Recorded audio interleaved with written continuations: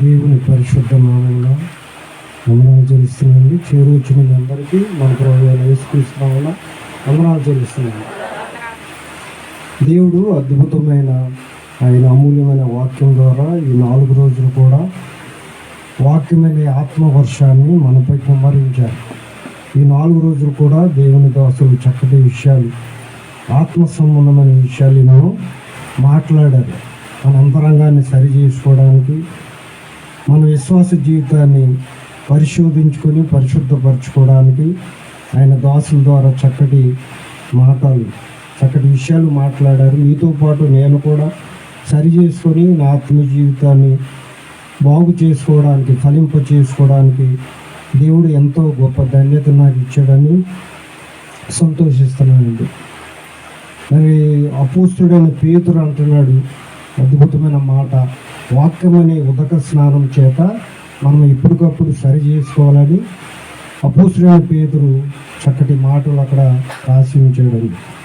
అలాగే అపోస్తుడైన పౌలు కూడా ఎఫెసీ సంఘానికి రాస్తూ వాక్యం అనే సర్వాంగ కవచాన్ని మనం ధరించుకున్నప్పుడు ఈ లోకంలో ఉన్న ప్రతి పాపమును, ప్రతి దురాశను మనం ఎదిరించి జీవాధిపతి అయిన దేవుని యొక్క మార్గంలో మనము ఫలించడానికి మరి ఆసక్తి కలిగిన జీవితాలు మనం జీవిస్తామని అపోస్తులైన పౌలు ఎఫెసీ సంఘాన్ని కూడా చక్కగా హెచ్చరిస్తూ వాక్యం అనే సర్వాంగ కవచం గురించి అక్కడ అద్భుతమైన మాటలు రాశారు.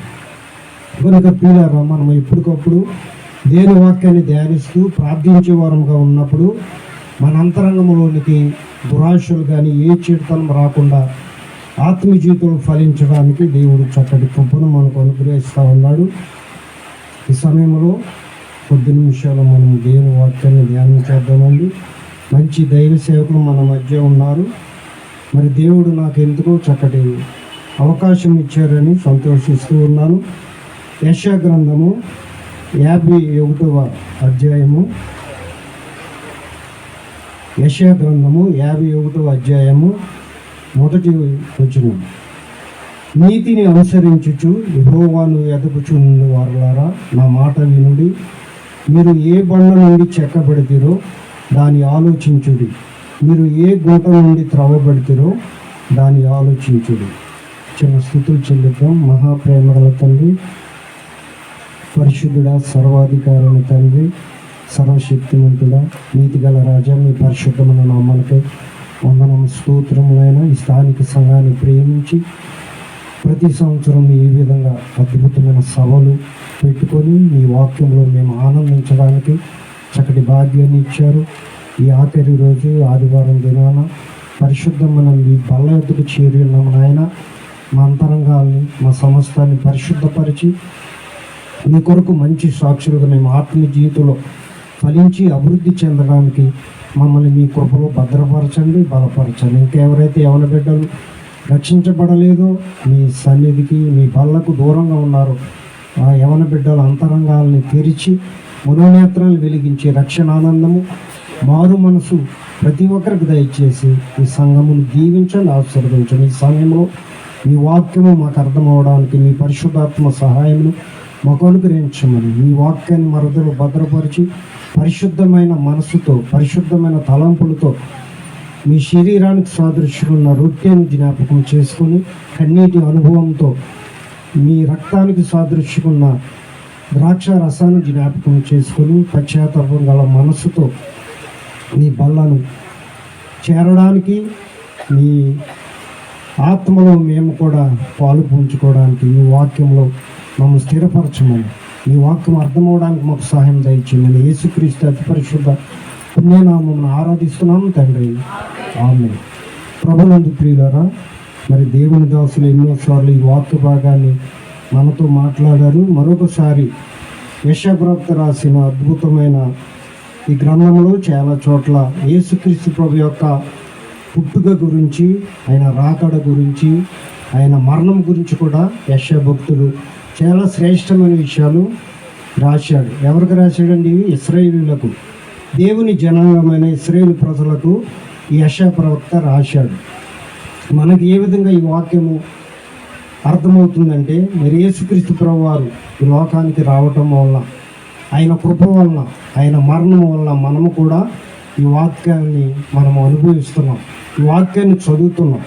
నిజానికి ఇది ఇశ్రాయేలీయుల గ్రంథమే, కానీ దేవుడు మహాకృప చేత అల్పులమైన మనకు కూడా ఈ వాక్యాన్ని అనుగ్రహించి ఆయన శరీరంలో ఆయన రక్తంలో పాలుభాగస్తులుగా మనం చేశాడు. ఇక్కడ యెషయా ప్రవక్త చెప్తూ ఉన్నాడు, నీతిని అనుసరించుచు యెహోవాను వెదకుచు ముందు వారలారా నా మాట వినుడి, మీరు ఏ బండ నుండి చెక్కబెడుతారో దానిని ఆలోచించుడి. మనం ఏ బండ నుంచి చెక్కబడ్డామండి? యేసుక్రీస్తు అనే బండ ద్వారా మనం చెక్కబడ్డాం. అందుకే యెహోవా దేవుడు కుమారుణ్ణి ముద్దు పెట్టుకోమని ఒక చోట రాయబడింది.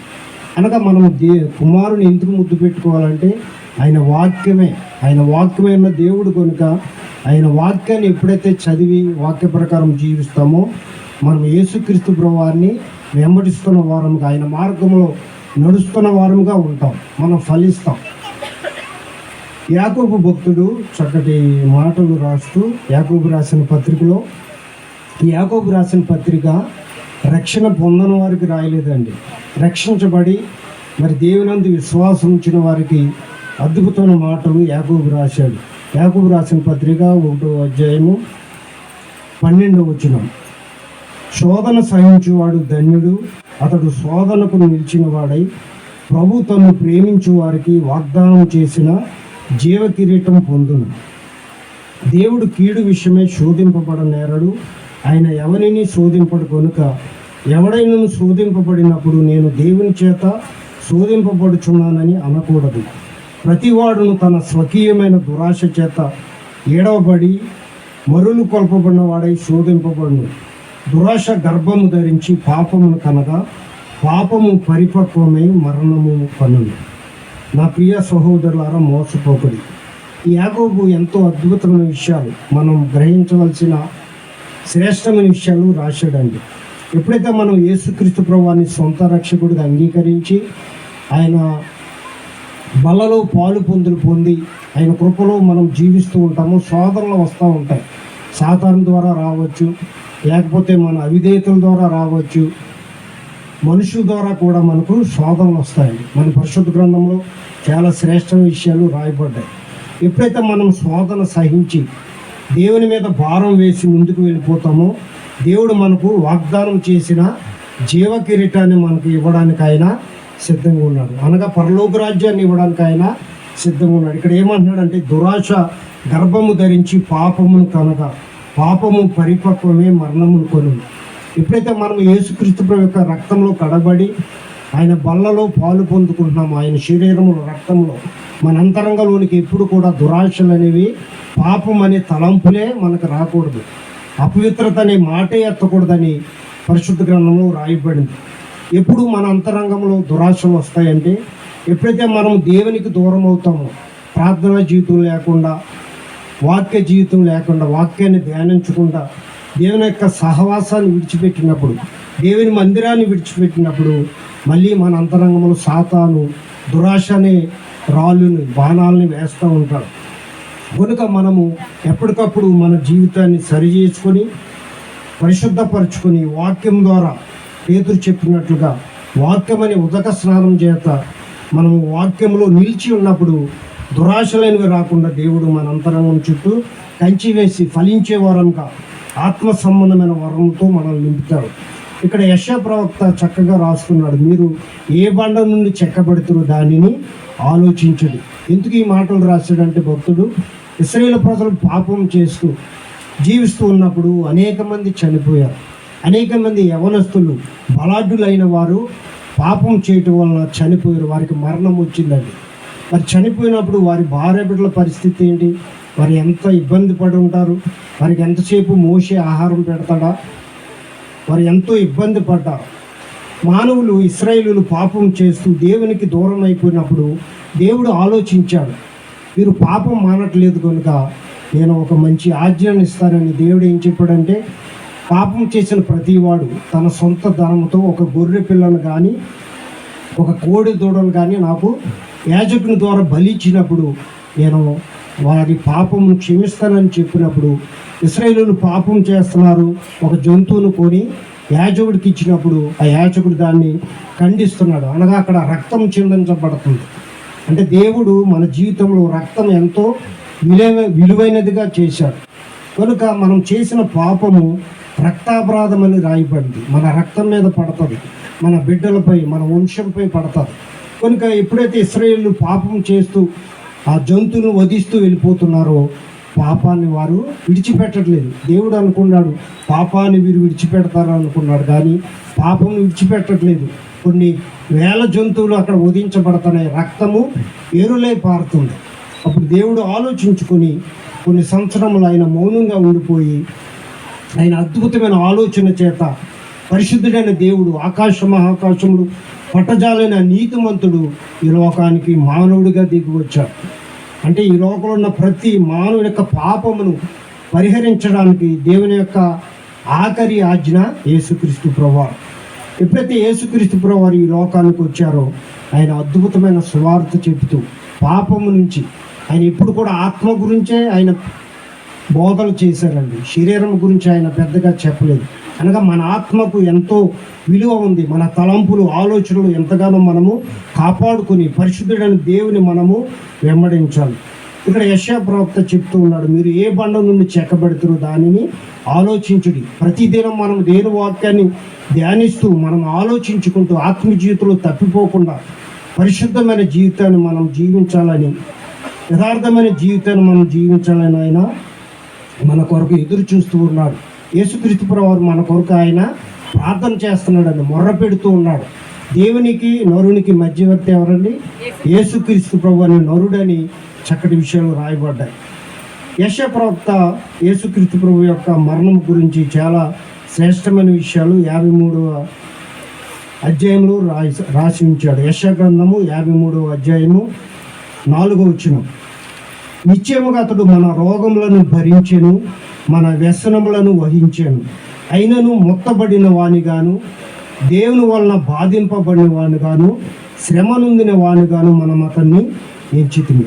ఎంత చక్కటి విషయాలు యెషయా ప్రవక్త రాస్తూ ఉన్నాడండి. యేసుక్రీస్తు ప్రభువారు ఏ పాపం చేయలేదు.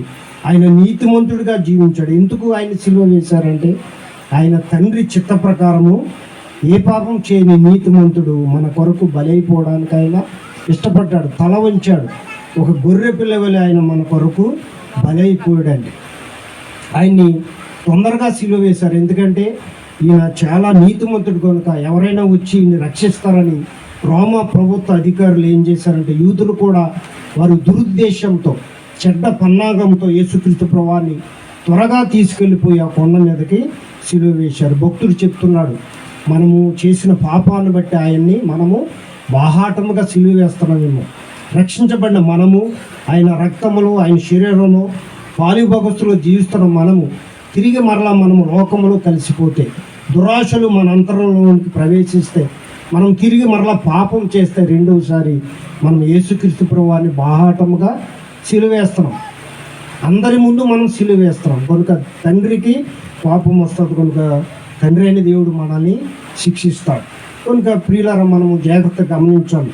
మనం ఏ బండ నుంచి చెక్కబడితామో దాన్ని ప్రతిదినము ఆలోచిస్తూ మనము దేవునందు భయభక్తులు కలిగి జీవిస్తూ మనము ఫలించాలి.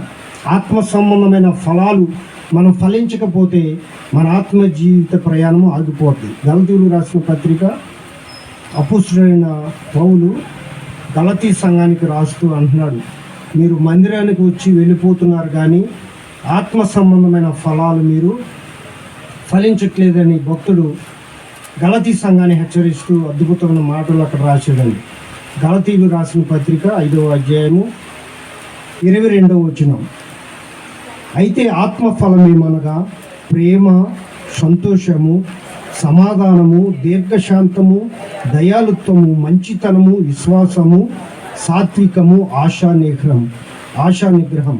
ఇంత అద్భుతమైన శ్రేష్టమైన ఫలాలు ఎవరిలో ఉన్నాయండి? మన ప్రభు అయిన యేసుక్రీస్తు ప్రభు వారిలో ఈ ఆత్మ ఫలాలు నిండి ఉన్నాయి. కనుక మనం వాటిని సంపాదించుకొని మనం ఆత్మీయ జీవితంలో ఫలించాలి. ఎప్పుడైతే మనం ఆయన బల్ల యొద్దకు చేరామో, ఆయన శరీరాన్ని జ్ఞాపకం చేసుకుంటున్నామో, ఒక కృతజ్ఞతను కలిగి, ఒక పశ్చాత్తాపం గల మనసు కలిగి మనము పరిశుద్ధుడైన శరీరంలో మనం చేయి వేయాలి. మా గ్రామంలో ఒక ఆమె ఉందండి, వృద్ధురాలు. ఆమె ఏం చేస్తుందంటే ప్రతి ఆదివారం ఆరాధన ముందే వస్తుంది, కానీ చుట్ట కాల్చే అలవాటు ఉంది ఆవిడకి. ఆ చుట్టను గోడ మీద పెట్టి వచ్చి ఆరాధన తీసుకుంటుంది. ఆ ద్రాక్ష రసం అంతా తాగేస్తుంది. కొంచెమే తీసుకోవాలి కదా, అంతా తాగేసి అందరితో గొడవ పడుతూ ఉంటుంది. అంటే ఆమె వృద్ధురాలని అందరూ ఆమెను గౌరవిస్తారు. పర్లేదులే, పోనీలే వృద్ధురాలని ఏమీ అనరు. కానీ ఆమె అంత వయసు వచ్చినా ఆమె జీవితాన్ని మార్చుకోవట్లేదు. అంటే చుట్టనే వ్యసనములు ఆమె నిలిచి ఉంది. ఒక పక్క దేవుని యొక్క బల్ల యొద్దకు కూడా ఆమె వస్తూ ఉంది. తర్వాత జరిగింది ఏంటంటే, కొంతకాలానికి ఆమె బలహీనురాలు అయిపోయింది. అందుకే పరిశుద్ధ గ్రంథంలో రాయబడింది, మీరు ఎప్పుడైతే నా రక్తంలో నా శరీరంలో పాలుభోగస్తులై ఉంటారో తిరిగి మరలా మీరు ఆత్మీయ జీవితంలో వెనక్కి తిరగకూడదు. ఇశ్రాయేలీయులు వెనక్కి తిరిగి ఐగుప్తు మార్గాన్ని వారు గోతులు తవ్వి వారు ఎంతగానో నష్టపోయారు. ఎప్పుడైతే ఆమె బలహీనురాలైందో సంఘమంతా ప్రార్థన చేసినప్పుడు దేవుడు తర్వాత మళ్ళీ ఆమెని స్వస్థపరిచి మళ్ళీ ఆరాధన రావడానికి దేవుడు ఆమెకు మంచి అవకాశం ఇచ్చినప్పుడు ఆమె ఆ చెడు వ్యసనాన్ని విడిచిపెట్టింది. ఎందుకు చెప్తున్నానంటే, మరి విశ్వాసమైన మనము మానవులు కాబట్టి చిన్న చిన్న లోపాలు మనలో ఉంటాయి. దేవుడు వాటిని సరిచేస్తాడు, కానీ మనం తిరిగి మరలా లోకం వైపు తిరగకూడదు. దురాశలు మన అంతరంగంలోనికి రాకూడదు. దేవుని వాక్యం అనే సర్వాంగ కవచం ద్వారా మనము మన చుట్టూ ఆత్మ సంబంధమైన కంచెను వేసుకున్నప్పుడు మనము ఆ పాపాన్ని ఎదిరించి పోరాడవరముగా దేవుడు మనకు ఆయన కృప తోడుగా ఉంచుతాడు. ఇక్కడ యెషయా గ్రంథము 53వ అధ్యాయము 4వ వచనంలో, నిశ్చయముగా అతడు మన రోగములను భరించెను, మన వ్యసనములను వహించెను, అయినను మొత్తబడిన వాడుగాను, దేవుని వలన బాధింపబడిన వాడుగాను, శ్రమ నొందిన వాడుగాను మనం అతన్ని ఎంచితిమి. ఏ పాపం చేయని నీతిమంతుడైన యేసుక్రీస్తు ప్రభువారు మనందరి కొరకు సిలువ వేయబడ్డాడు. భయంకరమైన నరకయాతన ఆయన అనుభవించాడండి. మనం అక్కడ సందర్భాన్ని, ఆయన మరణాన్ని చదివితే ఆయన కొట్టారు, హింసించారు, బల్యంతో పొడిచారు, కానీ ఆయన కాళ్ళు విరగొట్టలేకపోయారు. ఆ రోజుల్లో రోమ సామ్రాజ్యంలో ఉన్న ఆ రూల్ ఏంటంటే, ఆఖరిగా అతను చనిపోయాడో లేదో ఆ దొంగ కాళ్ళు విరగొట్టి అతన్ని మరి సమాధి చేసేవారు. కానీ యేసుక్రీస్తు ప్రభువారు నీతిమంతుడు కనుక ఆయన కాళ్ళను విరగొట్టకుండానే ఆయన ముందుగానే ఆయన చనిపోయాడు. ఆయన అమూల్యమైన యవ్వన జీవితాన్ని మన కొరకు దారబోసాడు కనుక మనము ఆయన విశ్వాసం నుంచి ఆయన మార్గంలో మనము ఫలించే వారంగా ఉండాలి. మనం దేవుని సన్నిధికి వచ్చి వెళ్ళిపోవటం వల్ల ఏమీ ప్రయోజనం లేదు. కానీ అపోస్తలుడైన పౌలు గలతీ సంఘాన్ని హెచ్చరించినట్లుగా యేసు క్రీస్తు ప్రభువారిలో ఉన్నటువంటి ఆత్మ ఫలాలు మనం ఫలించాలి. ప్రేమ, సంతోషము, సమాధానము, దీర్ఘశాంతము, దయాలుత్వము, మంచితనము, విశ్వాసము, సాత్వికము, ఆశా నిగ్రహం. ఈ ఆత్మ సంబంధమైన ఫలాలు మనం ఫలించకపోతే మనం దేవుని రాజ్యానికి హక్కుదారులుగా ఉండమండి.